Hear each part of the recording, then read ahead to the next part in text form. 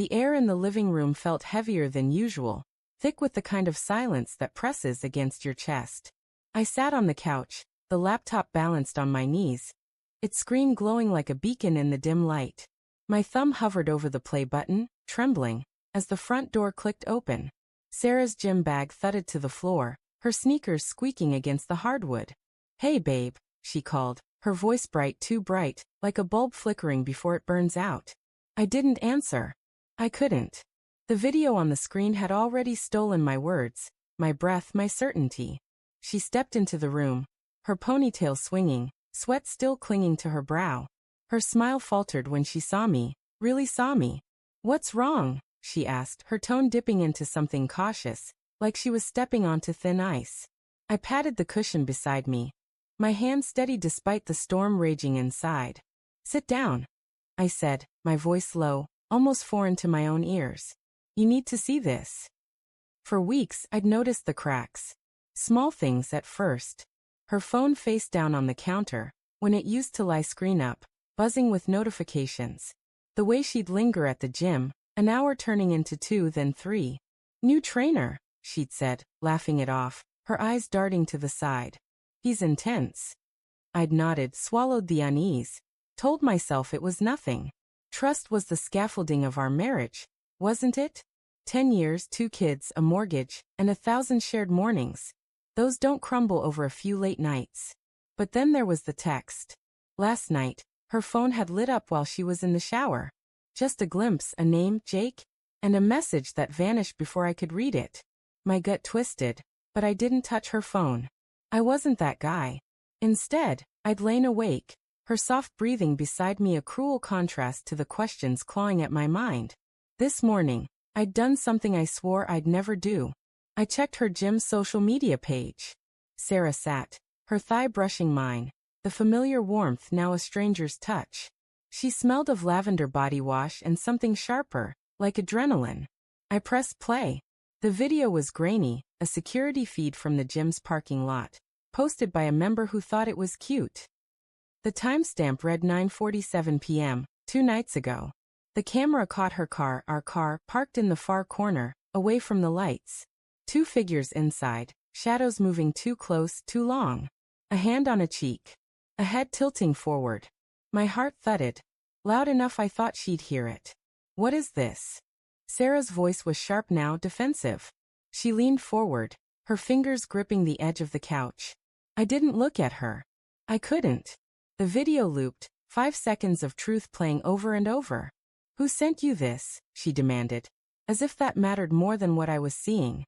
"You tell me," I said, my words slow, deliberate, each one a stone dropped into still water. "Who's in the car with you, Sarah?" She froze.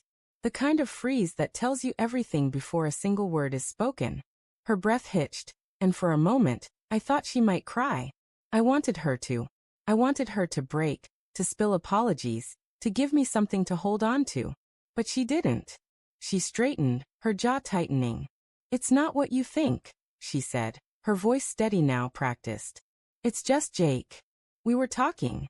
He's been helping me with stuff." "Stuff?" I echoed, the word bitter on my tongue.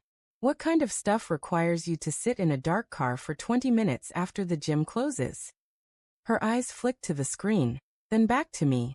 "You're blowing this out of proportion. It was nothing. You know how I get when I'm stressed. I just needed to talk." The kids were asleep upstairs, their soft snores a distant reminder of what was at stake. I thought of Emma's crayon drawings on the fridge, Liam's soccer games we'd cheered at together. I thought of the vows we'd written, promising to weather storms, not create them. My chest ached, a dull, spreading pain, like a bruise you don't remember getting. I wanted to believe her. God, I wanted to. But the shadow in the car wasn't just talking. It was leaning, touching, lingering. It was betrayal in grainy black and white. "Why didn't you tell me you were stressed?" I asked, my voice cracking despite myself. "Why him? Why not me?" She looked away, her fingers twisting the hem of her shirt. "You've been busy. Work, the kids. I didn't want to burden you." "Burden me." The words came out louder than I meant, sharp enough to make her flinch. "Sarah, I'm your husband. That's my job. Not his." Silence stretched between us, heavy and suffocating. The video looped again, a cruel metronome. I stood needing distance, needing air. The living room felt too small, the walls closing in. I paced to the window, staring at the streetlights outside, their glow blurred by the fog in my head. How long? I asked, my back to her. It's not like that, she said quickly, too quickly. It was just a moment. A stupid moment. It didn't mean anything. Then why didn't you tell me?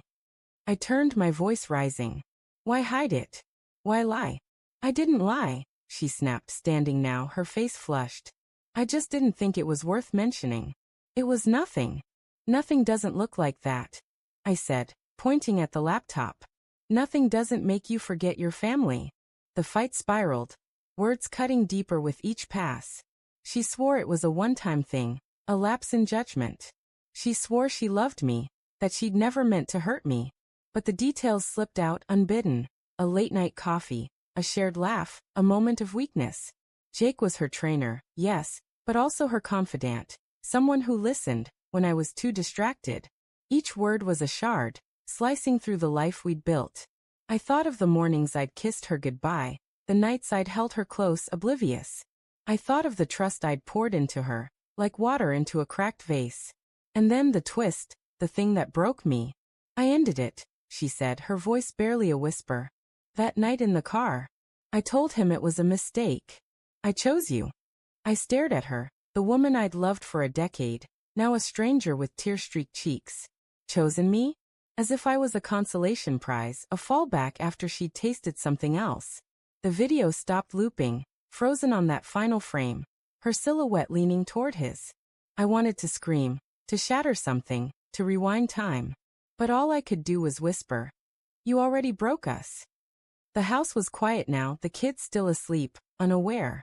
Sarah sat on the couch, head in her hands, sobbing softly. I stood by the window, my heart a hollow drum. The betrayal wasn't just the act. It was the secrecy, the choice to let someone else in where I should have been. I didn't know if I could forgive her. I didn't know if I wanted to try. But as I looked at her, broken and human, I realized the truth. Love doesn't die in a single blow. It frays slowly, until you're left holding threads, wondering if they can ever be woven back together.